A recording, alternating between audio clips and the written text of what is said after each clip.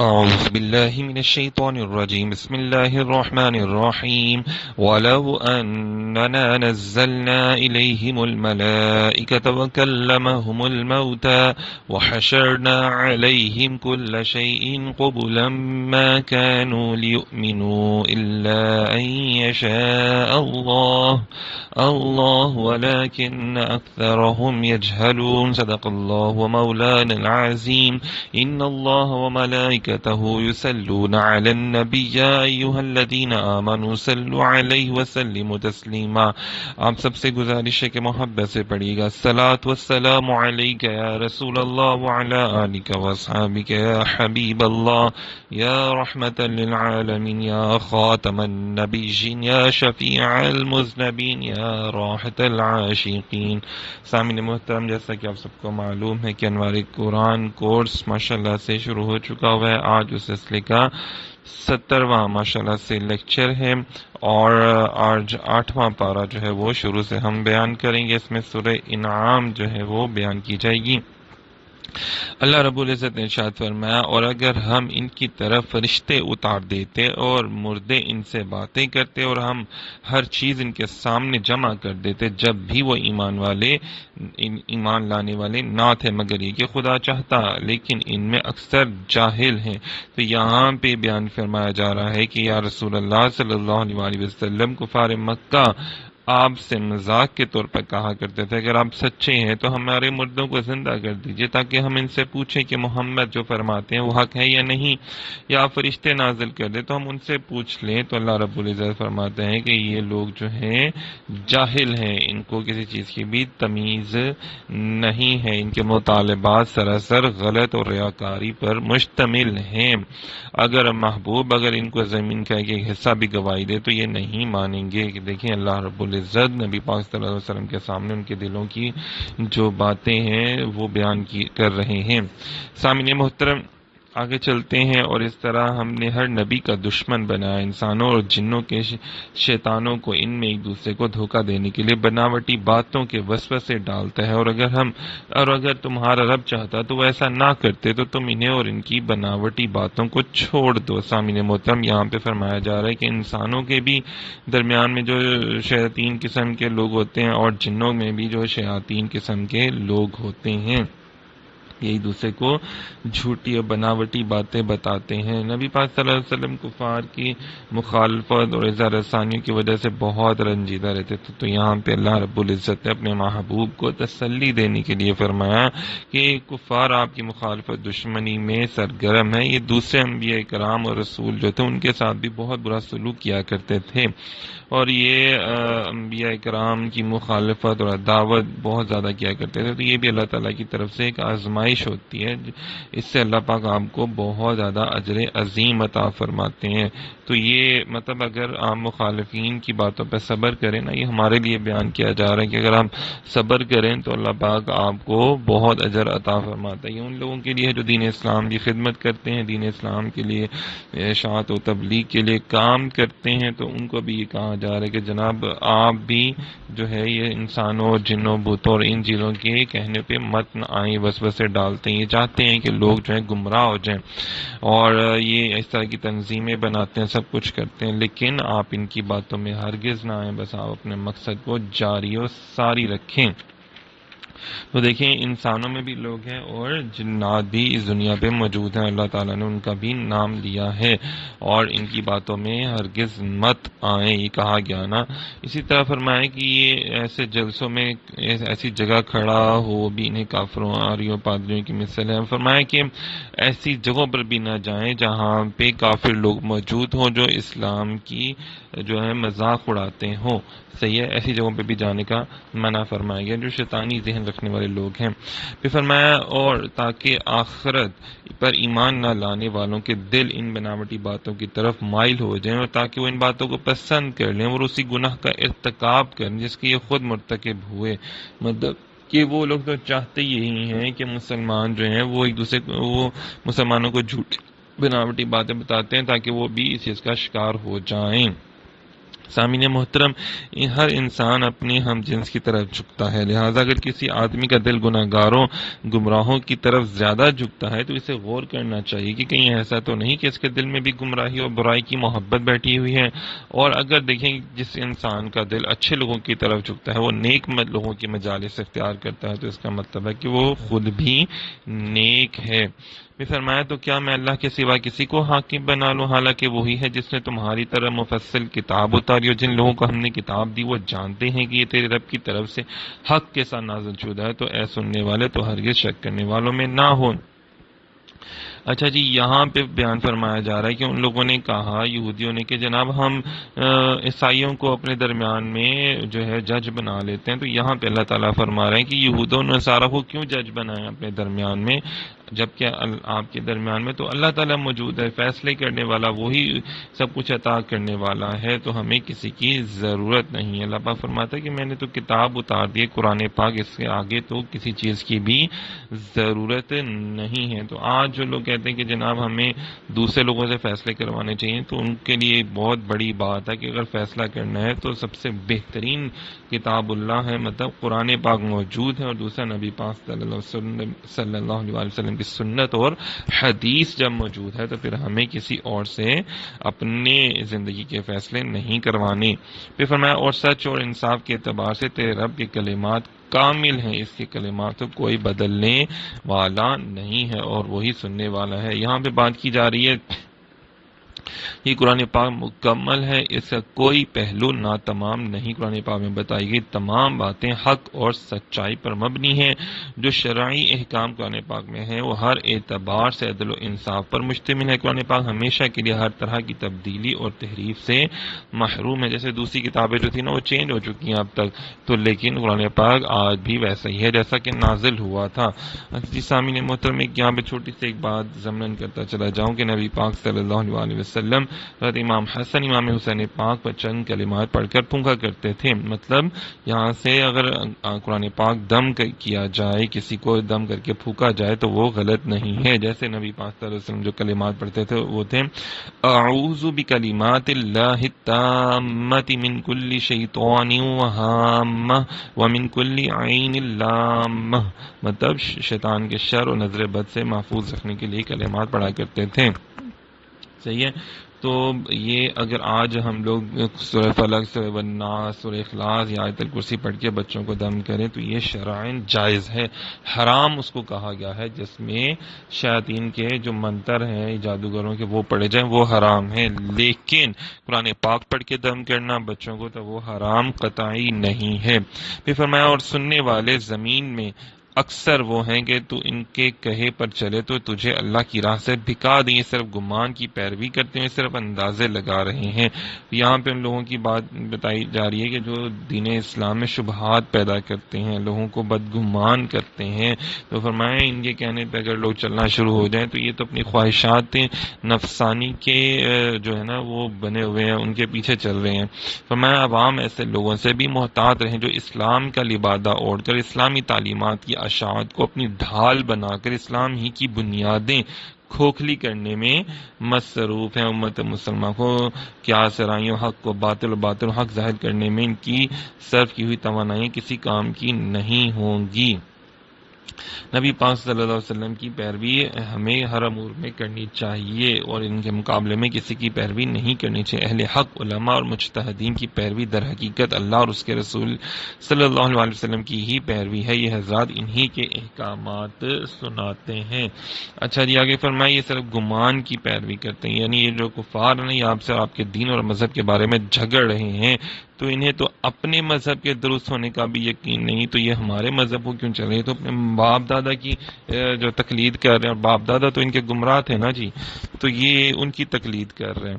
پھر فرمایا کہ قرآن و حدیث کے مقابلے میں آباء و اجداد کی پیروی مشرکوں کا طریقہ ہے۔ جیسے آج بھی ہمارے یہاں پہ بہت سے لوگ بہت سی رسومات میں وہ جو ہے اپنے باپ دادا کی کرتے ہیں اور کہتے ہیں نہیں جی نہیں، ہم نے اس کو چینج نہیں کرنا، یا آج بھی قبائلی نظام یا دیہاتوں میں یا اور ایسی جگہوں پہ ہے، تو ان کے لیے عرض ہے کہ اللہ پاک نے فرمایا کہ اب قرآن پاک پر عمل کریں، حق اور باطل جو ہے وہ صرف قرآن پاک سے پتہ چلے گا۔ بے شک تیرا رب خوب جانتا ہے کہ کون اس کی راہ سے بھٹکا ہوا ہے، اور وہ ہدایت والوں کو بھی خوب جانتا ہے۔ مطلب کہ آپ یہ مت سوچیں کہ اللہ پاک ہمیں نہیں جانتا، اللہ پاک ظالم کو بھی جانتا ہے اور مظلوم کو بھی جانتا ہے، ٹھیک ہے نا، جس کا حق مارا جا رہا ہے اور جو حقدار ہے اللہ پاک اس کو بھی جانتا ہے۔ تو اس میں سے کھاؤ جس پر اللہ کا نام لیا گیا اگر تم اس کی آیتوں پر ایمان رکھتے ہو۔ فرمایا جو اللہ کے نام پر جانور ذبح کیا جاتے ہیں ان کو کھاؤ، ٹھیک ہے نا جی، اور جو ویسے مارا ہوا ہے وہ اللہ کے لیے نہیں ہے، اور مطلب دیکھا جائے تو چاہے جو اس کو ویسے مارا ہو یا اللہ کے نام پر ذبح کیا ہو، دونوں کو موت دینے والا تو اللہ کی ذات ہے، لیکن اس میں سے حرام حلال کون سا ہوگا؟ وہ جس کا اللہ نے فرمایا۔ اب یہاں پہ بھی ذرا غور کر لینا کہ جو اللہ کا نام لیا گیا، مطلب ہم اگر مسلمان ذبح کرتے ہیں نا تو بسم اللہ اللہ اکبر کہہ کے ذبح کرتے ہیں، ٹھیک ہے نا، اور پھر جب وہ ذبح ہو جاتا ہے، پھر جب اس کا گوشت وغیرہ بناتے ہیں، پھر اس کے اوپر ختم پاک قرآن پاک کی آیات پڑھتے ہیں، پھر کہتے ہیں اللہ پاک جی جو ہم نے یہ پڑھا اس کا ثواب فلاں فلاں کو پیش کرتے ہیں، مطلب اپنے والدین کو یا اولیاء کرام یا انبیاء کرام کو پیش کرتے ہیں، تو اس سے جانور حرام نہیں ہوتا۔ ہاں اگر بتوں کے نام پر کیا جائے تو پھر وہ حرام ہوتا ہے۔ بہرحال یہ چھوٹا سا ایک مسئلہ ہے، اس کو اپنے مطلب دیکھا کریں، غور سے سوچا کریں۔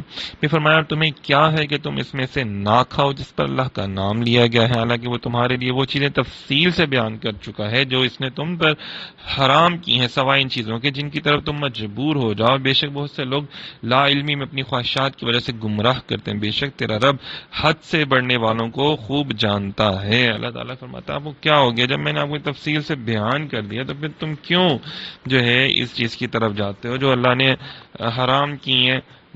صحیح ہے نا، تو جو حلال چیزیں ہیں ان کی طرف جاؤ، اور اللہ پاک نے اور حلال چیزوں کو ایسے فضول میں حرام مت کہا کرو، یہ بھی بہت بڑا گناہ ہے۔ اور فرمایا اور ظاہری اور باطنی سب گناہ چھوڑ دو، بے شک جو لوگ گناہ کماتے ہیں انہیں عنقریب ان گناہوں کا بدلہ دیا جائے گا جن کا وہ ارتکاب کرتے ہیں، یعنی کہ جو آپ سے ظاہری طور پہ گناہ ہو جاتے ہیں اور وہ جو اعلانیہ طور پہ گناہ ہوتے ہیں، اور جو ظاہری اعضاء سے اور باطنی گناہ وہ ہیں جسے حسد، تکبر، ریاکاری، بغض و کینہ، بدگمانی، برے کاموں کو پسند کرنا، یہ باطنی گناہ۔ فرمایا ان دونوں سے بچا کرو اور توبہ اور کوشش کرو کہ جلد از جلد توبہ کر لو۔ مطلب اگر تم توبہ ایک گناہ کرتے ہو تمہارے دل پہ ایک سیاہ دانہ نقطہ لگ جاتا، پھر اور گناہ کرتے ہو، گناہ پہ پھر ایسا انسان گناہوں پر مضبوط ہو جاتا ہے تو پھر دل کالا ہو جاتا ہے۔ فرمایا اسی لیے جلدی توبہ کر لیا کرو تاکہ کیا تمہارا دل جو ہے وہ کالا نہ ہو جائے۔ فرمایا جو انسان یہ آس لگائے بیٹھا ہے کہ میں مومن ہوں اللہ تعالیٰ مومنوں کے گناہ معاف کر دے گا، تو اسے یہ تصور کرنا چاہیے کہ شاید اللہ تعالیٰ اس سے گناہوں کو معاف نہ بھی کرے۔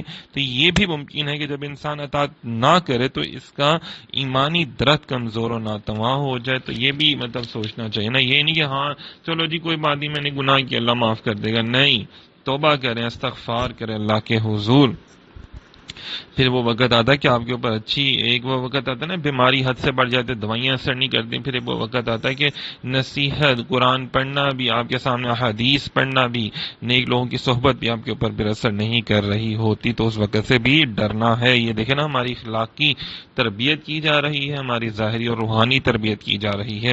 اور جس پر اللہ کا نام نہ لیا گیا ہو اسے نہ کھاؤ، اور بے شک نافرمانی، بے شک شیطان اپنے دوستوں کے دلوں میں وسوسے ڈالتے ہیں تاکہ وہ تم سے جھگڑیں، اور اگر تم ان کا کہنا مانو گے تو اس وقت تم بھی یقیناً مشرک ہو جاؤ گے۔ دیکھیں یہ کچھ آیات جو ہیں یہ بیان کی جا رہی ہیں بار بار، ہمارے یہاں پہ لوگ جو ہیں یہ کہہ دیتے ہیں کہ جو اولیاء کرام کی مزارات پر یا انبیاء کرام کے لیے جو جانور ذبح کیے جاتے ہیں تو بار بار کہہ دیتے ہیں جی شرک ہے، جی بدعت ہے، یہ جی آپ نے غلط کیا۔ تو ان لوگوں کو یہ سمجھایا جا رہا ہے کہ صرف بتوں کے نام پہ غلط ذبح کرنا وہ غلط ہے، لیکن جو اللہ کے لیے آپ ذبح کرتے ہو، اللہ کا نام لے کر ذبح کرتے ہو اور وہ کھانا آپ لوگوں کو کھلا دیتے ہو تو وہ شرک اور بدعت میں نہیں آتا۔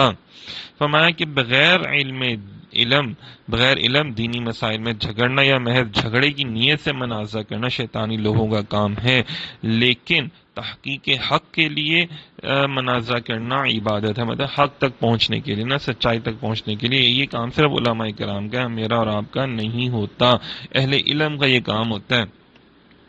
صحیح ہے نا، ہمارے لیے حکم ہے کہ ہم بحث و مباحثے میں نہ پڑھیں بلکہ علم دین حاصل کریں، وہ بھی اچھے علماء کرام سے۔ جو کہ حق اور سچ بیان کرنے والے ہیں۔ پھر فرمایا اور کیا وہ جو مردہ تھا پھر ہم نے اسے زندہ کر دیا اور ہم نے اس کے لیے ایک نور بنا دیا جس کے ساتھ وہ لوگوں میں چلتا ہے، کیا وہ اس جیسا ہو جائے گا جو اندھیروں میں پڑا ہوا ہے؟ اچھا جی، یہاں پہ مومنین اور کفار کی بات کی جا رہی ہے کہ مومنین کو اللہ رب العزت نے نور عطا فرمایا ایمان کا، اور کفار کو اندھیرے جو ہے نا ان کو وہ اندھیرے میں وہ پڑے ہوئے ہیں اور وہ اس سے نکلتے بھی نہیں ہیں۔ تو اللہ تعالیٰ فرماتا ہے کہ کیا وہ دونوں جیسے ہو سکتے ہیں؟ بالکل بھی نہیں ہو سکتے۔ یہاں پہ مختلف اقوال ہیں، یہاں پہ صحابی رسول حضرت حمزہ رضی اللہ تعالیٰ عنہ ابو جہل کا بھی واقعہ بیان کیا گیا ہے، اور بھی صحابہ کرام کے واقعات بیان کیے گئے ہیں، لیکن اگر مین دیکھا جائے تو حضرت امیر حمزہ رضی اللہ تعالیٰ عنہ کا کہ جب انہوں نے ابو جہل کو مارا جس نے نبی پاک صلی اللہ علیہ وسلم کو نقصان پہنچانے کی کوشش کی، تو یہ بات بھی بیان کی جا رہی کہ وہ تو نور والے ہیں، جو اہل علم ہیں، اللہ والے ہیں، وہ سب نور والے ہیں۔ تو صحابہ کرام کی بھی شانیں جو ہیں وہ بیان کی جا رہی ہیں۔ فرمایا کہ جو جس کے ساتھ محبت کرتا ہے وہ قیامت والے دن اسی کے ساتھ ہوگا۔ اگر آپ نبی پاک حضرت محمد مصطفیٰ صلی اللہ علیہ وسلم سے محبت کرتے ہیں تو قیامت والے دن آپ ان کے ساتھ ہوں گے انشاءاللہ العزیز۔ اللہ تعالیٰ مرتبے کے لحاظ سے مقامات جو ہے وہ آپ کو حضور کے قربت عطا فرمائے گا۔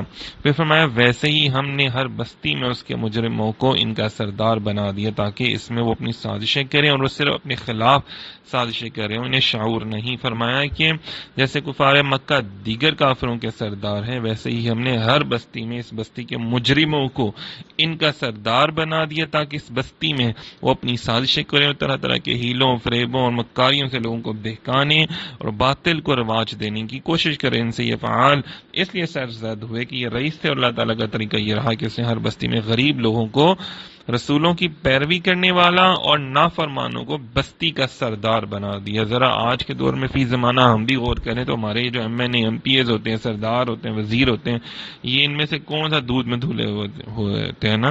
ان سب کے دیکھیں کتنی کرپشن اور قتل و غارت اور پتہ نہیں کیا کیا ان کے اوپر ہوتے ہیں۔ تو اللہ تعالیٰ فرماتا ہے کہ بستی کے مجرموں کو ان کا سردار بنا دیا جاتا ہے۔ یہ ہم لوگوں کو بڑا غور کرنے کی ضرورت ہے۔ آج حقیقت ہے کہ جو غریب لوگ ہیں وہی اللہ اور اس کے رسول کے احکامات کی پیروی کرنے کی کوشش کر رہے ہوتے ہیں، جبکہ یہ نافرمان جو ہوتے ہیں، یہ جو لوگ سردار بن جاتے ہیں، پھر یہ اپنے آپ کو تو بنوز بلا خدا سمجھنا شروع کر دیتے ہیں۔ جناب ہم نیک تھے نا تو اللہ نے ہمیں رئیس بنا دیا، تو اب ہمیں کیا ضرورت ہے جناب کچھ عمل کرنے کی؟ تو یہ ہر چیز میں جو ہے بہت زیادہ کرتے ہیں، جھوٹ بولتے ہیں نا، اور پھر خلاف سازشیں بھی کرتے ہیں اور عوام کو بھی پیستے ہیں بہت زیادہ۔ پھر فرمایا اور اچھا جی یہ ہر دور میں جو ہوئے ہیں نا سردار، جیسے نبی پاک صلی اللہ علیہ وسلم کے دور اقدس میں تھے تو انہوں نے بھی نبوت کا انکار کیا۔ وہ سمجھتے تھے کہ ایک سیٹ ہے جی، بس نبوت جو ہے وہ ایک سیٹ ہے تو ہمیں بھی یہ سیٹ مل سکتی ہے۔ اللہ تعالیٰ نے فرمایا نہیں، یہ اللہ تعالیٰ کے کرم سے ہوتا ہے، ہر ایک کو رسالت نہیں ملتی۔ فرمایا اور جب ان کے پاس کوئی نشانی آئے تو کہتے ہیں ہم ہرگز ایمان نہ لائیں گے جب تک ہمیں بھی ویسا ہی نہ ملے جیسا اللہ کے رسولوں کو دیا گیا۔ اللہ اسے خوب جانتا ہے، جہاں وہ اپنی رسالت رکھیں۔ مطلب دیکھیں نا، وہی بات آ گئی نا کہ ولید بن مغیرہ نے کہا کہ جناب میں تو زیادہ امیر ہوں، میں تو زیادہ عمر میں بڑا ہوں، تو جی مجھے نبوت ملنی چاہیے۔ ابو جہل نے بھی کہا، عبد المناف نے بھی کہا، تو اللہ نے فرمایا نہیں، یہ اللہ تعالیٰ کی شان ہے جس کو نبوت اور رسالت کا مرتبہ عطا فرما دے۔ اللہ تعالیٰ نے فرمایا اللہ تم تو مجرم و مکر و فریب کے بدلے اللہ کے ہاں صرف ذلت ہوتی ہے، شدید عذاب ہوتا ہے، نبوت نہیں ہوتی۔ نبوت صرف اللہ پاک خاص لوگوں کو عطا فرماتا ہے۔ فرمایا نبوت کسبی نہیں ہوتی کہ آپ کو اپنی محنت اور عبادت سے مل جائے گی، بلکہ محض اللہ تعالیٰ کی عطا ہے، جسے چاہتا ہے اسے اپنے فضل سے عطا فرما دیتا ہے۔ یہ نہیں کہ ہر حکیم فلسفی جو ہے وہ بن جائے جناب۔ تو جو شخص نبی سے نبوت کا زوال ممکن مانے وہ کافر ہے۔ نبی سے نبوت کا زوال ہو ہی نہیں سکتا، مطلب نبی تو معصوم ہوتے ہیں، نبی کوئی برا کام ہی نہیں کر سکتے۔ یہ عصمت نبی و فرشتے کا خاصہ ہے کہ نبی و فرشتے کے سوا کوئی معصوم نہیں ہوتا۔ اماموں کو انبیاء کی طرح معصوم سمجھنا گمراہی و بددینی ہے۔ جیسے لوگ اکثر لوگوں کو سمجھتے ہیں نا یہ اولیاء کرام کو، تو یہ غلط بات ہے۔ گناہ ہو سکتے ہیں، ہاں اللہ پاک ان کی حفاظت فرماتا ہے، ان کو محفوظ رکھتا ہے، لیکن شرعاً جو ہے نا وہ ان سے گناہ ہو سکتا ہے، ممکن ہے، لیکن انبیاء سے ممکن نہیں ہے۔ انبیاء شرک و کفر اور ایسے کاموں سے لوگوں کے لیے باعث نفرت اور جیسے جھوٹ، خیانت اور جہالت وغیرہ مذموم صفات سے ان سے مبرہ ہوتے ہیں، صحیح ہے نا، وہ ایسے کبھی بھی ہو ہی نہیں سکتے۔ بہرحال انبیاء کرام کی شانیں بیان کی جا رہی ہیں، عظمت مصطفیٰ اور عظمت صحابہ بھی بیان کی جا رہی ہے۔ دیکھیں نا، نیک لوگوں کے دلوں کو ہی اللہ پاک نے پسند فرمایا نا، سب سے زیادہ پسند اللہ تعالیٰ نے کس کو فرمایا؟ حضور صلی اللہ علیہ وسلم کے صحابہ کے دلوں میں، جہاں پہ اللہ تعالیٰ نے جو ہے وہ اچھائی اور نور ڈال دیا نا۔ دیکھنے کی کتنی بڑی بات ہے کہ جن کے دلوں میں اللہ پاک نور ڈالتا ہے، اس کا مطلب ہے اللہ پاک ان کے دلوں کو پسند فرماتا ہے۔ ابھی فرمایا جسے اللہ ہدایت دینا چاہتا ہے تو اس کا سینہ اسلام کے لیے کھول دیتا ہے، جسے گمراہ کرنا چاہتا ہے اس کا سینہ تنگ ہو جاتا ہے۔ دیکھ لینا کہ جس کو اللہ تعالیٰ ہدایت عطا فرما دیتا ہے اس کا سینہ روشن ہو جاتا ہے، خوش ہو جاتا ہے، اور وہ بندہ عبادت اور ریاضت میں مگن ہو جاتا ہے، ہر نیک اعمال اس سے سرزد ہونا شروع ہو جاتے ہیں۔ اور جس کو اللہ تعالیٰ پسند نہیں فرماتا اس کے اندر بغض، کینہ، جھوٹ، فریب، دغا، یہ ساری چیزیں جو ہیں وہ اس کے اندر آ جاتی ہیں، وہ شیطان کے فریب میں آ جاتا ہے۔ یہ دیکھیں بہت بڑی بات ہے، ذرا اس کو سوچنا چاہیے نا کہ آخرت کی طرف رغبت ہو جاتی ہے، دنیا سے نفرت ہو جاتی ہے، اور موت سے پہلے اس کی تیاری کرنا شروع کر دیتے ہیں۔ اور سینے کی تنگی کی علامت کیا ہوتی ہے کہ وہ ہر برے کاموں میں چلنا شروع ہو جاتا ہے بندہ، اور اسلام کی ہر چیز اسے بری لگنی شروع ہو جاتی ہے۔ پھر فرمایا اور یہ تمہارے رب کی سیدھی راہ ہے، بے شک ہم نے نصیحت ماننے والوں کے لیے تفصیل سے آیتیں بیان فرما دی۔ اللہ پاک فرماتا ہے میں نے شریعت بیان فرما دی ہے تفصیل سے، جو ماننے والے نا ان کے لیے ان کے اعمال کے بدلے میں ان کے رب کے حضور سلامتی کا گھر ہے، دار السلام، اور وہ ان کا مددگار ہے۔ فرمایا کہ دار السلام اللہ تعالیٰ نے ان کے لیے رکھا ہے، جو کیا کہتے ہیں، مطلب اس سے جنت بھی مراد ہے ویسے، اور فرمایا اور حضور صلی اللہ علیہ وسلم کی قربت بھی مراد ہے۔ فرمایا اور یاد کرو وہ دن جب وہ ان سب کو اٹھائے گا اور فرمائے گا اے جنوں کے گروہ، تم نے بہت سے لوگوں کو اپنا تابعہ بنا لیا، اور انسانوں میں سے جو ان کے دوست ہوں گے وہ کہیں گے اے ہمارے رب، ہم نے ایک دوسرے سے فائدہ اٹھایا اور ہم اپنی اس مدت کو پہنچ گئے جو تو نے ہمارے لیے مقرر فرمائی تھی۔ اللہ فرمائے گا آگ تمہارا ٹھکانہ ہے، تم ہمیشہ اس میں رہو گے۔ یہاں پہ ان لوگوں کے لیے کہا جا رہا ہے جو جادوگر یا کاہن ہیں، جنہوں نے جنات سے فائدہ اٹھایا، سرکش جنات سے خطاب کیا جا رہا ہے اس آیت میں، جنہوں نے بہت سے انسانوں کو بہکایا، مطلب جنات نے بھی انسانوں کو بہکایا، اور بہت سے مومن جنات تو اللہ تعالیٰ کی رحمت میں ہوں گے۔ مطلب جنات میں بھی جیسے انسانوں میں اچھر برے ہوتے ہیں، جنات میں بھی اچھر برے ہوتے ہیں، لیکن ایسے جنات جنہوں نے انسانوں کو بھڑکایا۔ اچھا جی، کچھ ایسے جنات جو بتوں کے اندر آ جاتے تھے اور پھر انسانوں سے وہ اپنی پوجا کروایا کرتے تھے، تو فرمایا یہ جنات جو ہے نا یہ بہت ہی زیادہ برے ہیں، انہوں نے تمہیں گھیر لیا ہے۔ یہ آج کے دور میں بھی ہے کہ جو جادوگر ہیں وہ جنات سے مدد لیتے ہیں، جنات ان کو بہکاتے ہیں، اور کچھ جنات انسانوں کو بھی تنگ کرتے ہیں۔ جو لوگ کہتے ہیں نا ایسا نہیں ہوتا، تو وہ قرآن پاک کی آیات کو بھی ذرا کھول کے پڑھ لیا کریں۔ 128 نمبر آیت ہے سورہ نام کی 8واں پارہ ہے، تو ذرا غور سے پڑھا کریں کہ یہ مسلمانوں کو اور خاص کر انسانوں کو بہت بہکاتے ہیں، تو ان کے شر سے محفوظ ہم تبھی رہ سکتے ہیں جب ہم قرآن پاک پر عمل کریں گے۔ پھر فرمایا یوں ہی ہم ظالموں میں ایک کو دوسرے پر ان کے اعمال کے سبب مسلط کر دیتے ہیں۔ اللہ پاک کہتا ہے کہ جو جنوں اور انسانوں کو رسوا کیا ہے، یعنی جس طرح ہم نے جنوں اور انسانوں کو رسوا کیا یہاں تک کہ انہوں نے ایک دوسرے سے فائدہ اٹھایا، اسی طرح ہم ظالموں میں سے ایک کو دوسرے پر ان کے اعمال کی وجہ سے مسلط کر دیتے ہیں۔ ظالم کے ذریعے پکڑ فرماتے ہیں، ذرا غور کریں۔ ایک ظالم ہوتا ہے نا، اس کے اوپر بھی کسی ظالم کو لگا دیا جاتا ہے، اسی طرح کوئی چور ڈاکو ہوتا ہے اس کے اوپر اس سے بڑا چور ڈاکو مسلط کر دیا جاتا ہے۔ جیسے آج کے دور میں بھی اچھے لوگ ہوں گے نا تو ان کو اچھے لوگ ملتے ہیں، اور جب برے لوگ ہوں گے تو پھر اللہ پاک فرماتا ہے ان کو پھر ویسے ہی برے لوگ ملتے ہیں۔ اور یہ ہمارے اس معاشرے میں ہے بہت زیادہ یہ بات بھی، اگر دیکھا جائے ظلم کرتا ہے تو اس کو ظالم ہی ملتے ہیں، جو اچھے اور نیک اعمال کرتا ہے اللہ تعالیٰ اس کو پسند کرتا ہے۔ حدیث پاک ہے جس نے کسی ظالم کی اس کے ظلم پر مدد کی وہ قیامت کے دن اس حال میں آئے گا کہ اس کی پیشانی پر لکھا ہوگا یہ اللہ کی رحمت سے مایوس ہے۔ مظلوم کی بد دعا سے بچو کیونکہ وہ اللہ سے اپنا حق مانگتا ہے، اللہ تعالیٰ کسی حقدار کو اس کے حق سے منع نہیں کرتا۔ جو ظالم کی مدد کرے گا اللہ تعالیٰ اسی ظالم کو اس پر مسلط کر دیا جائے گا۔ بھی فرمایا یہاں پہ دیکھیں نا، اب انسانوں اور جنات کو دونوں کو اللہ تعالیٰ مخاطب کر رہے ہیں کہ اس آیت مبارکہ میں جنات اور انسان دونوں سے خطاب ہوا کہ جنوں اور آدمیوں کے گروہ کیا تمہارے بعد تم میں سے وہ رسول نہ آئے تھے جو تمہیں میری آیتیں پڑھ پڑھ کر سناتے تھے، تمہیں اس دن یعنی روزے قیامت کی حاضری اور عذاب الہی سے ڈراتے تھے۔ جن اور انسان دونوں اقرار کریں گے رسول ان کے پاس تشریف لائے، انہوں نے زبانی پیغام پہنچا، اس دن کے پیش آنے والے حالات کا خوف بھی ہمیں کہا، اور کافروں نے ان کی تکذیب کی اور ان پر ایمان نہ لائے، انہیں دراصل دنیا کی زندگی نے دھوکے میں ڈال دیا۔ دیکھیں کتنی بڑی بات ہے، اور وہ خود اپنی جانوں کے خلاف گواہی دیں گے یہ لوگ جو ہے نا۔ پھر یہ قیامت والے دن سارا کچھ معاملہ سامنے آئے گا، تو پھر ان کو پتہ چلے گا کہ ہم ایسی فضول میں جو ہے سراب اس کے پیچھے بھاگتے رہے۔ فرمایا یہ اس لیے کہ تیرا رب بستیوں کو ظلم سے تباہ نہیں کرتا جبکہ ان کے لوگ بے خبر ہوں۔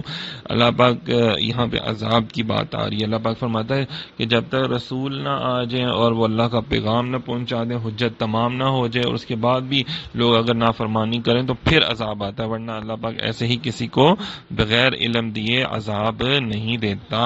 تو آج کی دنیا میں اگر دیکھا جائے تو کوئی یہ نہیں کہہ سکتا کہ ہمارے پاس اللہ کا پیغام نہیں پہنچا، اللہ کا پیغام سب تک پہنچ چکا ہے۔ ہاں کوئی عمل نہیں کرتا تو پھر عذاب اور مشکلیں پریشانیاں آتی ہیں۔ بھی فرمایا ہر ایک کے لیے ان کے اعمال سے درجات ہیں، اور تیرا رب ان کے اعمال سے بے خبر نہیں ہے۔ اللہ تعالیٰ ہر ایک کے اعمال کو جانتا ہے۔ فرمایا اے حبیب تمہارا رب بے پرواہ ہے، رحمت والا ہے، وہ غنی ہے، ٹھیک ہے نا۔ اے لوگوں اگر وہ چاہے تو تمہیں لے جائے اور جسے چاہے تمہاری جگہ لے آئے، جیسے اس نے تمہیں دوسرے لوگوں کی اولاد سے پیدا کیا۔ مطلب اگر اللہ پاک تمہیں پیدا کر سکتا ہے تو اور لوگوں کو بھی پیدا کر سکتا ہے، وہ تو غنی ہے، اسے کسی چیز کی حاجت نہیں ہے۔ تم صحیح ہے نا جی، تم اپنی فکر کرو، تم اپنی بات اپنی خیر مناؤ۔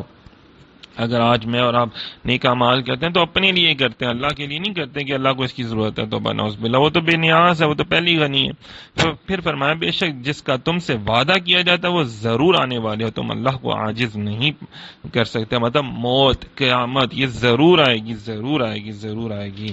صحیح ہے نا جی، تو اللہ پاک نے اس کا وعدہ کیا ہے تو اس کے لیے تم کچھ تیاری بھی تو کرو نا، کچھ اچھے اعمال کرو۔ فرمایا تم فرماؤ اے میری قوم تم اپنی جگہ پر عمل کرتے رہو، میں اپنا کام کرتا ہوں، تو عنقریب تم جان لو گے کہ آخرت کے گھر کا اچھا انجام کس کے لیے ہے، بے شک ظالم فلاح نہیں پاتے۔ فرمایا یعنی اے حبیب صلی اللہ علیہ وسلم آپ کفار مکہ سے فرما دیں کہ تم اپنی مرضی سے وہی اعمال کرتے رہو جو کر رہے ہو، اپنے کفر و سرکشی پر قائم رہو، جبکہ میں تمہاری طرف سے پہنچنے والی اذیتوں پر صبر کر کے اسلام پر قائم رہ کے اور نیک اعمال پر ہمیشگی اختیار کر کے اپنا کام کرتا ہوں، تو ان قریب تمہیں معلوم ہو جائے گا کہ آخرت کے گھر کا اچھا انجام کس کے لیے ہے، بے شک اللہ تعالیٰ کے ساتھ کفر و شرک کرنے والے فلاح نہیں پاتے۔ دیکھیں بات بیان کی جا رہی ہے نا۔ بھی فرمایا اور اللہ نے جو کھیتی اور مویشی پیدا کیے ہیں، یہ مشرک ان میں سے ایک حصہ اللہ کے لیے قرار دیتے ہیں، پھر اپنے گمان سے کہتے ہیں کہ یہ حصہ تو اللہ کے لیے اور یہ ہمارے شریکوں کے لیے ہے، تو جو ان کے شریکوں کے لیے ہے وہ تو اللہ تک نہیں پہنچتا۔ اچھا جب یہ بھی کچھ آیات ہیں کہ جن کے بارے میں بیان کیا جاتا ہے کہ لوگ کہتے ہیں کہ جناب اللہ کے لیے ہیں اور لیکن اور اپنے بتوں کے لیے بھی وہ کر رہے ہوتے ہیں، تو یہ چیز غلط ہے۔ اچھا یہاں پہ بتوں کی بات کی جا رہی ہے، یہاں پر اولیاء اللہ کا ذکر نہیں کیا جا رہا۔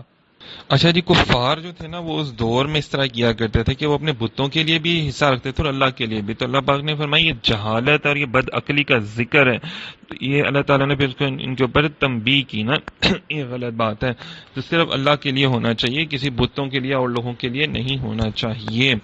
اور یوں ہی بہت سے مشرکوں کی نگاہ میں ان کے شریکوں نے اولاد کا قتل عمدہ کر دکھایا ہے تاکہ وہ انہیں ہلاک کرے۔ اچھا جی ایک ان کی جہالت یہ بتائی جا رہی ہے کہ یہ پوجا کرتے تھے مشرکین جو تھے اور وہ اپنے وہ بتوں کے لیے کھانا رکھتے تھے، وہ کھانا صرف وہی لوگ کھا سکتے تھے جو بتوں کے خادمین ہوتے تھے نا، دوسرے لوگوں نے۔ دوسری ان کی جہالت یہ بیان کی جا رہی ہے کہ یہ اپنی اولاد کو قتل کر دیا تھا، ان میں سے تو کوئی تو قبیلے ایسے تو اپنے لڑکوں کو بھی قتل کر دیتے تھے شیاطین کے پیچھے لگ کر نا، تو یہ ایک بہت زیادہ گمراہ میں تھے نا، بہت زیادہ گمراہی میں تھے۔ تو اہل عرب نے شرک و بت پرستی کی ابتدا کب سے ہوئی؟ حضرت ابراہیم علیہ السلام کے زمانے سے لے کر عمر بن لوحی کے زمانے تک آپ کے عقائد پر ہی ثابت قدم رہے لوگ، لیکن یہ وہ پہلا شخص تھا عمر بن لوحی جس نے دین ابراہیمی کو تبدیل کیا اور اہل عرب کے لیے طرح طرح کی گمراہیاں، اسی نے جو ہے نا مکے میں بت لے کر آیا تھا یہ بندہ، اور اسی طرح کوئی بندہ ایک لات تھا وہ مر گیا تو اس نے کہا جناب تم اس کا بت بنا لو، اس کی پوجا کرو، یہ شخص دین میں جس نئی بات کا آغاز کرتا لوگ اسے دین سمجھ لیتے تھے. اس کی وجہ یہ تھی کہ وہ موسم حج میں لوگوں کو کھانا کھلا کر اور لباس پہنا کر اور صدقہ و خیرات کر کے لوگوں کو اپنی طرف کرتا تھا.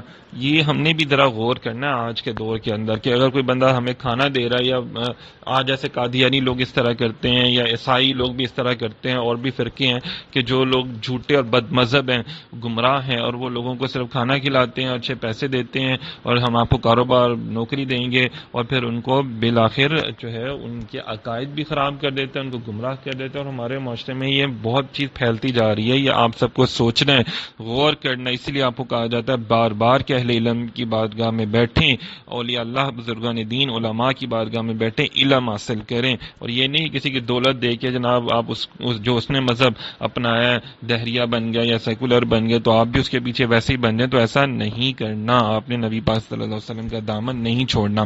اور بھی فرمایا اور مشرک اپنے خیال سے کہتے ہیں یہ مویشی اور کھیتی ممنوع ہے, اسے وہی کھائے جسے ہم چاہیں, اور کچھ مویشی ایسے جن کی پیٹھوں پر سواری کو حرام کرا دیں. ان کی تیسری جہالت بھی ہے کہ کچھ انہوں نے جناب صاحب کچھ جانوروں پر بیٹھنا بھی منع کر دیا, تو یہ بھی غلط بات ہے. اور ان کو ذبح کرتے تو صرف ان کے لیے, بتوں کے لیے. کہتے ہیں ان مویشیوں کے پیٹ میں جو ہے وہ خالص ہمارے مردوں کے لیے, ہماری عورتوں پر حرام ہے. اچھا جی, ایک اور جہالت کہ کچھ خاص قسم کے ایسے مویشی ہوتے تھے اگر ان میں سے کوئی بچہ پیدا ہو گیا وہ صرف مرد ہی کھا سکتے ہیں, عورت نہیں کھا سکتی. یہ بھی ایک جہالت تھی ان کے اندر بہت زیادہ, اس کو بھی منع کیا گیا. مطلب اب یہاں پہ اللہ پاک, پہلے ہم نے جیسے سنا نا کہ یہودیوں کی جہالتیں بتائیں, عیسائیوں کے غلط کام بتائے, اور اب مشرکین کے بھی غلط کام اللہ پاک نے بتائے. اور آج بھی دیکھیں ایسے لوگ ہیں کہ جو بتوں کے پوجا کرنے والے ہندو جسے ہم کہتے ہیں, اور وہ بہت سی غلط رسومات ان کے بیچ میں پائی جاتی ہیں, اور اللہ پاک نے روکا ہے ہمیں اس چیز سے. ان کے کہنے پہ مت آیا کریں. بے شک وہ لوگ تباہ ہو گئے جو اپنی اولاد کو جہالت سے بے وقوفی کرتے ہوئے قتل کرتے ہیں, اور اللہ نے جو رزق انہیں عطا فرمایا ہے اسے اللہ پر جھوٹ باندھتے ہوئے حرام کرا دیتے ہیں. بے شک یہ لوگ گمراہ ہوئے اور یہ ہدایت والے نہیں ہیں. یہ آیت زمانہ جاہلیت کے ان لوگوں کے بارے میں نازل جو اپنی لڑکیوں کو نہایت سنگ دلی بے رحمی کے ساتھ زندہ درگور کر دیا کرتے تھے, اور بعض اوقات تو لڑکوں کو بھی کر دیا کرتے تھے. تو اللہ پاک نے فرمایا کہ اسے تو نسل بھی ختم ہو جاتی ہے اور خسارہ ہے, گھر کی تباہی ہے. یہ کام کیوں کرتے ہو تم لوگ؟ اولاد کے قاتلوں کے لیے بھی نصیحت ہے, اور غربت کے ڈر سے اپنی اولاد کو قتل نہ کرو, ہم انہیں بھی رزق دیں گے اور تمہیں بھی, بے شک انہیں قتل کرنا گمراہ ہے. اگر آج کے دور میں کیا جائے تو لوگ جو مس کیریج کروا دیتے ہیں, اسقاط حمل, اور بچوں کو قتل کروا دیتے ہیں کہ جناب ہمارے پاس پیسے نہیں ہے, یہ نہیں ہے, وہ نہیں ہے. تو یار اللہ آپ کو رزق دے رہا ہے تو اللہ اس کو بھی تو رزق دے گا نا, تو آپ کو کیا ہے اس چیز سے؟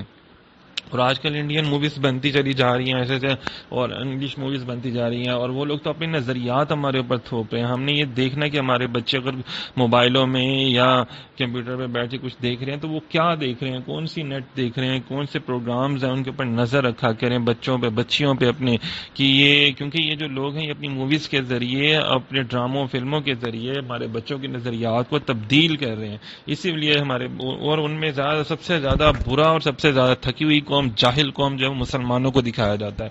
آپ سوچیں ذرا کہ جس قرآن میں اتنا علم اخلاقیات کے حوالے سے, حقوق العباد کے حوالے سے, آسمانی زمینی کتنے علوم بیان کیے جا رہے ہیں, وہ جہالت کیسے ہو سکتی ہے؟ بس یہ ہے کہ افسوس یہ کہ ہم نے کبھی نہ خود پڑھا نہ اپنے بچوں کو پڑھاتے ہیں, اس لیے پھر ہمارے بچوں کو تو یہ ایک جاہلانہ گفتگو لگے گی نا, تو ان کے سامنے یہ پڑھائیں, ان کو بتائیں اپنی نسل کو کہ یہ ہے اصل میں قرآن, یہ ہے, ان سے ہم نے دور نہیں جانا. اور اپنے بچوں کو چھڑوائیں یہ چیزیں, یہ فلمیں, ڈرامے, اور یہ جو ہمارے بچوں کے نظریات چینج کریں. وہ لوگ بڑے سوچ سمجھ کے پروپیگنڈا کر کے پراپر فل موویز بناتے ہیں جس میں مسلمانوں کو برا دکھایا جاتا ہے, مسلمانوں کی تمام رسومات کو برا دکھایا جاتا ہے. پھر فرمایا اور وہی ہے جس نے کچھ باغات زمین پر پھیلے ہوئے, کچھ نہ پھیلے ہوئے تنوں والے کھجور اور کھیتی ہوئی. اچھا جی, یہاں پہ بیان کیا جا رہا ہے کہ اللہ تعالیٰ نے جیسے خربوزہ, تربوز اور دیگر بیل بوٹے جو زمین پر پھیلے ہوتے ہیں وہ بنائے ہیں, پھر آم, امرود اور مالٹے کے باغات اللہ نے بنائے, پھر کھجور, کھیتی, انار اور زیتون کو پیدا فرمایا. پھر اللہ تعالیٰ کی عجیب قدرت ہے کہ ان پھلوں میں تاثیر اور ذائقے کے اعتبار سے تو فرق ہوتا ہے, لیکن رنگوں اور پتوں کے اعتبار سے بہت مشابہت بھی ہوتی ہے کہیں پہ, اور کہیں پہ اس میں بھی فرق پایا جاتا ہے. یہ اللہ پاک کی شان اور قدرت جو ہے وہ پائی جاتی ہے ہر شے میں. اور مویشیوں میں سے کچھ بوجھ اٹھانے والے ہیں اور کچھ زمین پر بچھے ہوئے جانور پیدا کیے, جیسے دیکھیں نا کچھ جیسے ہم اونٹ, خچر, گھوڑے وغیرہ سے وزن اٹھاتے ہیں, کچھ ایسے ہیں جن کا بکری وغیرہ ہے, تو فرمایا کہ بس جس کو اللہ تعالیٰ نے حرام قرار دیا اس کو حرام دو، باقیوں میں سے اللہ پاک نے تمہارے لیے رزق رکھا ہوا ہے، اس سے کھاؤ، فائدہ اٹھاؤ، شیطان کے رستے پر نہ چلو، بے شک وہ تمہارا کھلا دشمن ہے۔ اللہ تعالیٰ نے 8 نر و مادہ جوڑے پیدا کیے، ایک جوڑا بھیڑ سے اور ایک جوڑا بکری سے۔ تم فرماؤ کہ اس نے دونوں نر حرام کی یا دونوں مادہ، یا وہ جسے دونوں مادہ جانور پیٹوں میں لیے ہوئے ہیں؟ اگر تم سچے ہو تو علم کے ساتھ بتاؤ۔ اب یہاں پہ جناب صاحب لوگ آ کے بحث کرتے تھے نا نبی پاک صلی اللہ علیہ وسلم سے، تو یہ دیکھیں یہ زوالوجی کا علم جو ہے نا، بایولوجی کی شاخ زوالوجی ہے، وہ باٹنی زوالوجی بھی بیان کی گئی ہے اس میں، اور زوالوجی بھی بیان کی، جانوروں کے بارے میں، اینیملز کے بارے میں بیان کیا جا رہا ہے کہ اللہ تعالیٰ نے سب کو جوڑوں کے ساتھ بنایا۔ اگر تمہارے علم میں ہے تو بتاؤ نا کچھ، تم حرام لگائے رہتے ہو، تو یہ دلیل دو نا اس بات کی۔ اللہ پاک دلیل مانگ رہے ہیں، کوئی تو بات ہوگی، تو ان کے پاس کوئی دلیل ہی نہیں تھی نا۔ تو جب انہوں نے نبی پاک صلی اللہ علیہ وسلم نے ایسے بات کی تو وہ حیران پریشان ہو گئی کہ آپ کے پاس یہ علم کیسے آ گیا۔ تو یہ دیکھیں نا، لوگوں کو ذرا غور کرنا چاہیے کہ علم غیب ہوتا کیا ہے، یہی تو ہے۔ پھر فرمایا اللہ نے نر اور مادہ کا ایک جوڑا اونٹ سے اور ایک جوڑا گائے سے پیدا فرمایا۔ تم فرماؤ کیا اس نے دونوں نر حرام کی یا دونوں مادہ، یا دونوں، یا وہ جسے دونوں مادہ جانور اپنے پیٹوں میں لیے ہوئے ہیں جیسے بچہ پیدا ہوتا ہے نا؟ کیا تم اس وقت موجود تھے جب اللہ نے تمہیں یہ حکم دیا؟ تو اس سے بڑھ کر ظالم کون ہو؟ مطلب اللہ تعالیٰ نے تمہیں کہا ہے کہ تم جناب صاحب یہ کام کرو، یہ کام نہ کرو، تو کتنی بڑی بات ہے۔ جیسے یہ ان کا کوئی بڑا خطیب آ گیا جناب صاحب نبی پاک صلی اللہ علیہ وسلم کے پاس، تو اس نے کہا کہ جناب آپ جو ہمارے باپ دادا نے حلال کی تھی آپ اس کو حرام کہہ رہے ہیں۔ تو نبی پاک صلی اللہ علیہ وسلم نے فرمایا تم نے بغیر کسی اصل کے چوپایوں کی چند قسمیں حرام کر لی، جبکہ اللہ نے بنائی ہے، تو تم نے کہاں سے انہیں حرام کیا؟ ان میں حرمت نر کی طرف سے آئی یا مادہ کی طرف سے؟ تو وہ جو ان کا عالم تھا، بہت بڑا خطیب تھا، یہ سن کر ساکت رہ گیا اور حیران ہو گیا، کچھ نہ بول سکتا۔ تو نبی پاک صلی اللہ علیہ وسلم نے فرمایا بولتے کیوں نہیں ہو؟ کہنے لگا فرمائے میں سنوں گا۔ مطلب نبی پاک صلی اللہ علیہ وسلم نے جو دلیل مضبوط عطا فرمائی تھی، یہ اہل جاہلیت یہ خطیب کو اس نے حیران کر دیا اس دلیل نے نا۔ تو سامعین محترم، یہ وہ لوگ ہیں جن کے پاس کچھ بھی نہیں ہے۔ تو فرمایا کیا تم موجود ہے جب اللہ تعالیٰ نے حرام فرمائی؟ تو پتہ تو ہوتا نہیں کسی بات کا، تو کچھ بھی منہ میں بول دیتے ہیں۔ اچھا، اب آیت میں بیان کیا جا رہا ہے 4 چیزوں کے بارے میں۔ اللہ پاک نے پہلے بھی فرمایا تھا نا، پہلی آیات میں بھی گزرا، اب پھر فرمایا کہ مردار، رگوں میں بہنے والا خون، سور کا گوشت، نافرمانی کا جانور جس کو اللہ کے علاوہ کسی اور کے نام پر ذبح کیا گیا ہو وہ حرام ہے۔ اب یہ جی غیر اللہ کا نام کیا ہے؟ غیر اللہ کسی اور کا نام مطلب بتوں کے نام۔ پھر میں آپ کو بار بار بتا رہا ہوں کہ اولیاء اللہ یا انبیاء کرام یا بزرگان دین یا ہم اپنے والدین کے نام پہ جو صدقہ کرتے ہیں، خیرات کرتے ہیں، ہم کہتے ہیں جی یہ میرے بیٹے کا عقیقہ کا بکرا ہے، یہ فلانا، تو ایسا حرام نہیں ہو جاتا۔ حرام تب ہوتا ہے جب بتوں کا نام لیا جائے، ٹھیک ہے نا جی؟ یہاں پہ تو ہم اللہ کا نام لے کے اس کو ذبح کرتے ہیں اور اس اللہ کی مخلوق کو کھلاتے ہیں، اس کا سال ثواب بس ہم لوگوں کو دیتے ہیں، صحیح ہے؟ تو یہ احکامات ہیں، یہ بھی ذرا غور کر لیا کریں۔ اور حرام اور حلال جانور کو سیکھنا ہے تو علماء کے پاس جائیں، یہ اللہ پاک ہمیں بتا رہا ہے کہ پھر فرمایا ہم نے یہودیوں پر ہر ناخن والا جانور حرام کر دیا۔ اچھا جی، کچھ اللہ پاک نے ان پر جانور یہودیوں کی سزا کے طور پہ حرام جانور کیے اور کچھ چیزیں ان کی بھی حرام کر دی تھیں، لیکن جو ان کے اوپر حرام تھی ضروری نہیں کہ وہ ہمارے اوپر بھی ہوں۔ تو ہمیں سابقہ شریعتوں پر عمل نہیں کرنا، ہمیں صرف نبی پاک صلی اللہ علیہ وسلم کی شریعت پر عمل کرنا ہے، یہ بھی ذرا بات غور طلب ہے۔ پھر اگر وہ تمہیں جھٹلائیں تو تم فرماؤ کہ تمہارا رب وسیع رحمت والا ہے اور اس کا عذاب مجرموں پر سے نہیں ٹالا جاتا۔ پھر فرمایا اے مشرک، اب مشرک کہیں گے کہ اگر اللہ چاہتا تو ہم نہ شرک کرتے اور نہ ہمارے باپ دادا اور نہ ہی ہم کسی چیز کو حرام قرار دیتے۔ تو اللہ تعالیٰ فرماتا ہے کہ یہ تو میں نے تمہیں ہر چیز دے دی، عقل بھی تو دی ہے نا، شعور بھی تو دی ہے نا، سیدھا اور برا راستہ بھی تو بتایا۔ اب تمہاری عقل ہے، تم اس کو استعمال کیوں نہیں کرتے؟ تم کیوں نافرمان بن جاتا؟ تم فرماؤ تو کامل دلیل اللہ ہی کی ہے، تو اگر وہ چاہتا تو تم سب کو ہدایت دے دیتا، صحیح ہے نا؟ یہ اللہ پاک جبری نہیں کہہ رہا کہ جبری طور پہ تم یہ عمل کرو۔ اللہ پاک اپنے عقل سے کام لو، باطل کو جانچو، کھڑے کھوٹے کو پرکھو، انبیاء کرام کی تعلیمات اور شیطان کے وسوسوں میں فرق تو محسوس کرو نا، اپنے اختیار سے برے کاموں اور بری باتوں کو ترک کرو، تو یہ اللہ کو زیادہ پسند ہے، صحیح ہے نا؟ اپنے اختیار سے بھی تو کرو، اللہ تعالیٰ نے تمہیں اختیار دیا ہوا انسان کو۔ فرماؤ اپنے وہ گواہ لاؤ جو گواہی دیں گے اللہ نے اس چیز کو حرام کیا ہے جسے تم حرام کہتے ہو، پھر اگر وہ گواہی دے بیٹھے تو اے سننے والے تو ان کے ساتھ گواہی نہ دینا اور ان لوگوں کی خواہشوں کے پیچھے نہ چلنا جو ہماری آیتوں کو جھٹلاتے ہیں، جو آخرت پر ایمان نہیں لاتے اور وہ اپنے رب کے برابر ٹھہراتے ہیں۔ یہاں پہ حجت باطل جو ہے نا وہ تمام کر دی گئی ہیں کہ اللہ تعالیٰ فرماتے ہیں کہ یہ ساری اپنی من گھڑت باتیں ہیں. فرمایا اسی طرح فرمایا کہ جھوٹی گواہی دینا بھی بہت زیادہ حرام ہے، یا جھوٹی وکالت کرنا بھی حرام ہے. پھر فرمایا آؤ میں تمہیں پڑھ کر سناؤں جو تم پر تمہارے رب نے حرام کیا، وہ یہ کہ اس کے ساتھ کسی کو شریک نہ ٹھہراؤ. ماں باپ کے ساتھ بھلائی نہ کرنا اللہ کو ناپسند ہے، حرام ہے. مفلسی کے باعث اپنی اولاد کو قتل کرنا یہ بھی اللہ کو ناپسند ہے. بے حیائی یہ کام کرنا، چاہے ظاہری ہوں یا باطنی، ناحق قتل کرنا، یتیم کے مال میں بے جا تصرف کرنا، ناپ تول میں کمی کرنا، ناحق بات کرنا، اللہ سے کیے ہوئے وعدے کو پورا نہ کرنا، یہ اللہ کو ناپسند ہے. یہ ناشکری اور احسان فراموشی ہے. تو والدین کے ساتھ حسن سلوک کرو، اپنی اولاد کو قتل نہ کرو. دولت یہ بیماری کی وجہ سے، مطلب کسی بھی وجہ سے، روزی روٹی کی وجہ سے، تو اللہ پاک فرمایا کہ یہ دیکھو پھر اللہ تعالیٰ نے عورتوں کے حقوق کے بارے میں بیان فرمایا. اس کے لیے کچھ احادیث بھی بیان ہو رہی ہیں کہ جس شخص کی بیٹی ہو تو وہ اسے زندہ درگور نہ کرے، اسے ذلیل نہ سمجھے، اپنے بیٹے کو اس پر ترجیح نہ دے تو اللہ تعالیٰ اسے جنت میں داخل کرے گا. پھر ایک اور حدیث بعد جس کی 3 بیٹیاں یا 3 بہنیں ہوں، یا 2 بیٹیاں یا 2 بہنیں ہوں، اور وہ ان کے ساتھ اچھا سلوک کرے اور ان کے معاملے میں اللہ سے ڈرے تو اس کے لیے اللہ پاک جنت عطا کر دے گا. پھر فرمایا بظاہر نیک رہنا اور چھپ کر گناہ کرنا تقوی نہیں ہے. کچھ لوگ جو ہے نا عوام الناس کے سامنے بڑے نمازی، پرہیزگار، عالم یا پیر ہوتے ہیں یا حافظ ہوتے ہیں، لیکن اپنی جو زندگی ہے، نجی زندگی کے اندر، اپنے گھر میں بہت سے گناہ کے بہت سے غلط کام وہ کر رہے ہوتے ہیں. تو اس کے بارے میں کہا گیا ہے اگر تقویٰ یہ ہے کہ جب تم اکیلے ہو یا جب تم اپنے گھر میں ہو، اکیلے ہو، تب بھی تم اچھے اور نیک کام کر رہے ہو تو وہ تقویٰ ہے. یہ نہیں کہ لوگوں کے سامنے جناب تم کچھ بھی ہو اور گھر میں تم کچھ اور ہو. فرمایا کہ اگر اللہ تعالیٰ فرماتا ہے کہ یہ اللہ تعالیٰ کو بات بہت زیادہ ناپسند ہے، اور جب تم تنہائی میں ہوتے تو بڑے بڑے گناہ کر کے میرے ساتھ اعلان جنگ کرتے ہو، جب لوگوں سے ملتے تو آج جو انکساری کے ساتھ ملتے ہو، تم لوگوں کو اپنی وہ حالت دکھاتے تھے جو تمہارے دلوں میں میرے لیے نہیں ہوتی تھی. تم لوگوں سے ڈرتے ہو، مجھ سے نہیں ڈرتے. تم لوگوں کی عزت کرتے ہو، تم میری عزت نہیں کرتے نا.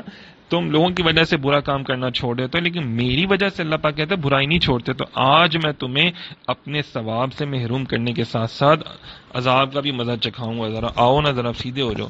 تو یہ دیکھیں، یہ مجھے آپ کو، ہم سب کو غور کرنا ہے. اللہ تعالیٰ ہماری تنہائیوں کو بھی پاکیزہ کرنا چاہتے ہیں. سبحان اللہ. فرمایا کہ جو شخص کسی حرام کام پر قادر ہو، پھر اسے صرف اللہ تعالیٰ کے خوف کی وجہ سے چھوڑ دے تو اللہ تعالیٰ آخرت سے پہلے دنیا ہی میں جلد اس کا ایسا بدل عطا فرماتا ہے جو اس حرام کام سے بہتر ہوتا ہے.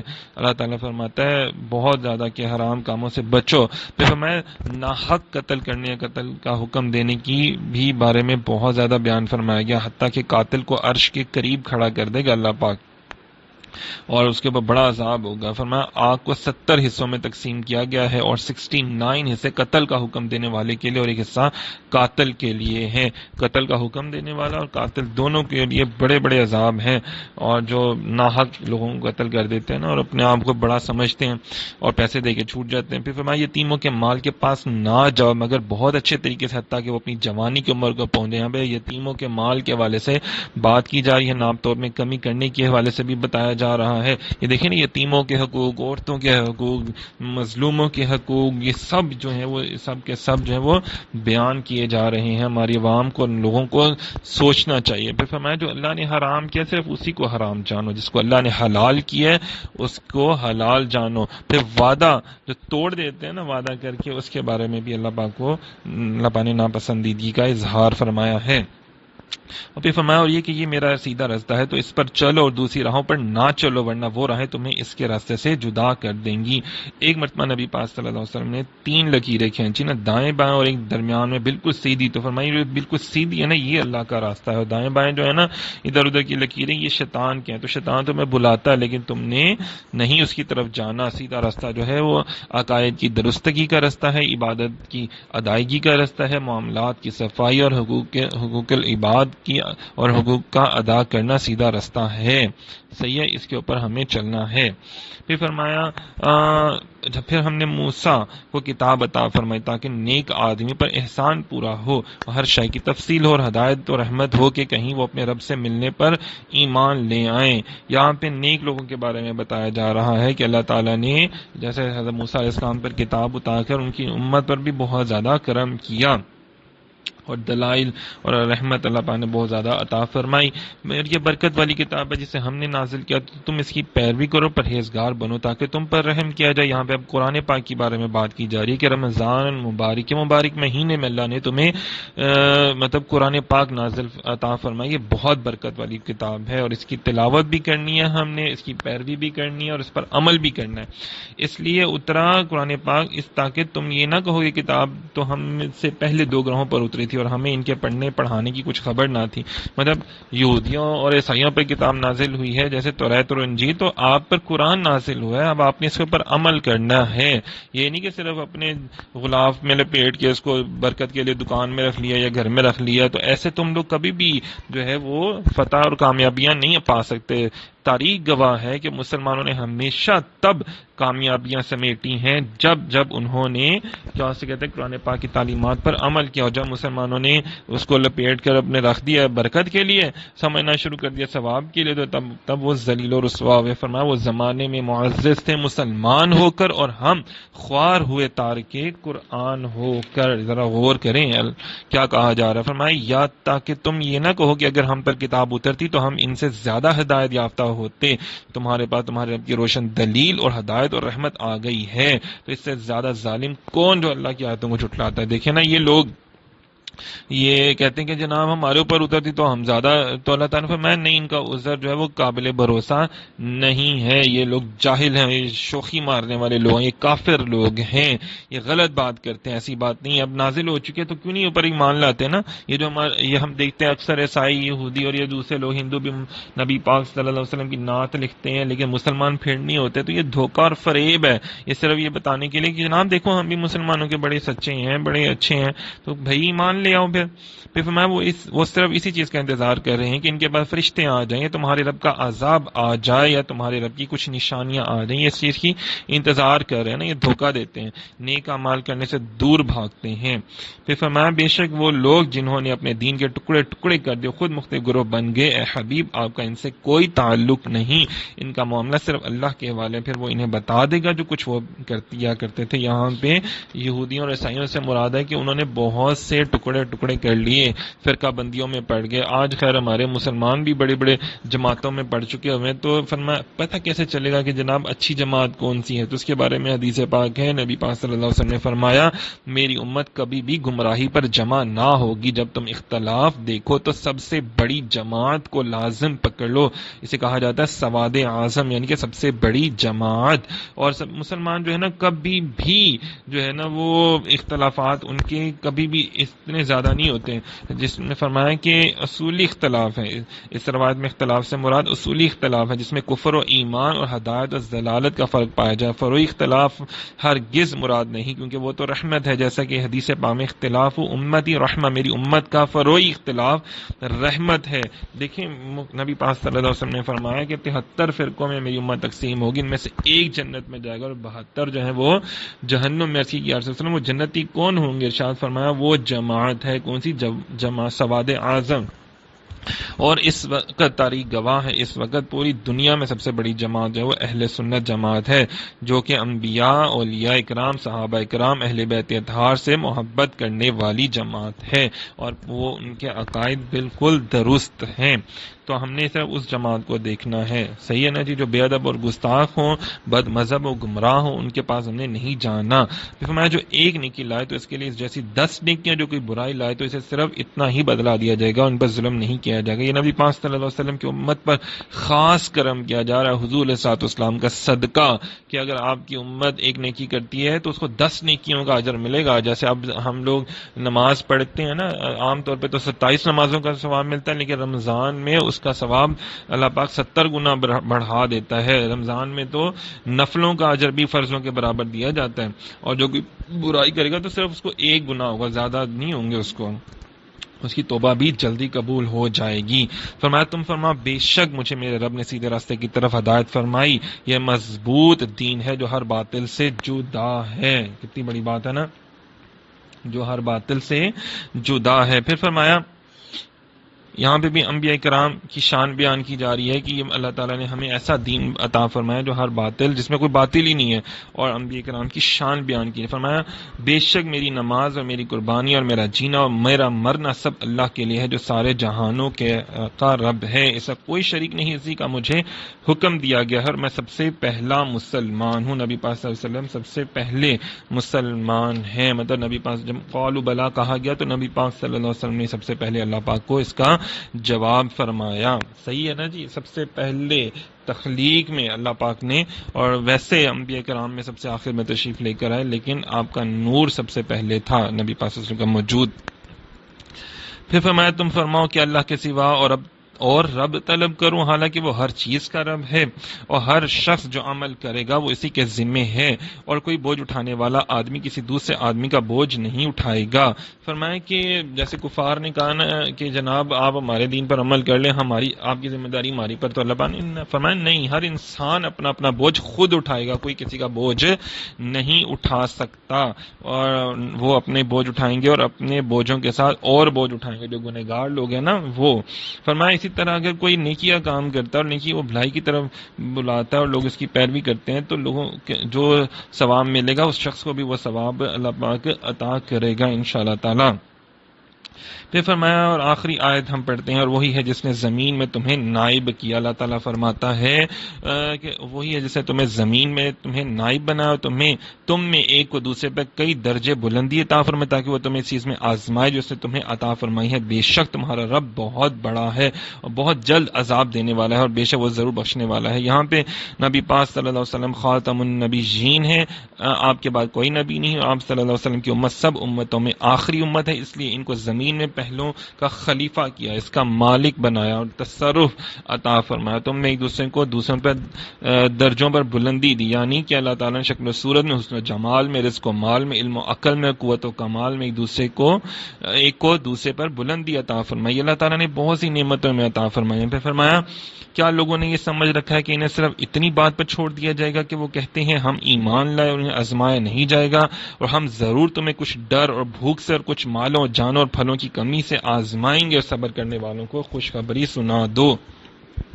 مطلب دیکھیں کہ یہاں پہ بیان کیا جا رہا ہے کہ اللہ پاک آزمائش ضرور کرتے ہیں، لیکن جو اس کے اوپر پورا اترتے ہیں اللہ پاک ان پر کرم بھی بڑا کرتے ہیں۔ پھر فرمایا بے شک ہم نے زمین پر موجود چیزوں کو اس کے لیے زینت بنایا تاکہ ہم انہیں آزمائیں، مطلب اللہ پاک جو ہمیں نعمتیں عطا فرماتے ہیں وہ بھی ہمارے لیے ایک آزمائش ہوتی ہیں، مطلب امیر بنائے یا غریب یہ بھی آزمائش ہے، ایمان والا بنائے یا نہیں یہ بھی ہمارے لیے آزمائش ہے، تو ہمیں ان باتوں پر عمل کرنا ہے۔ دعا کرتے ہیں اللہ رب العزت ہمیں اچھا سچا پکا عاشق رسول پکا مسلمان بنائے اور دین اسلام پر عمل کرنے والا بنائے، نافرمانوں میں سے اللہ پاک ہمیں نہ بنائے، اور مجھ سے کوئی غلطی کوتاہی اللہ پاک اسے معاف فرمائے، اللہ پاک ہم سب کو دین اسلام کو پھیلانے کی توفیق عطا فرمائے۔ بہت شکریہ، جزاک اللہ۔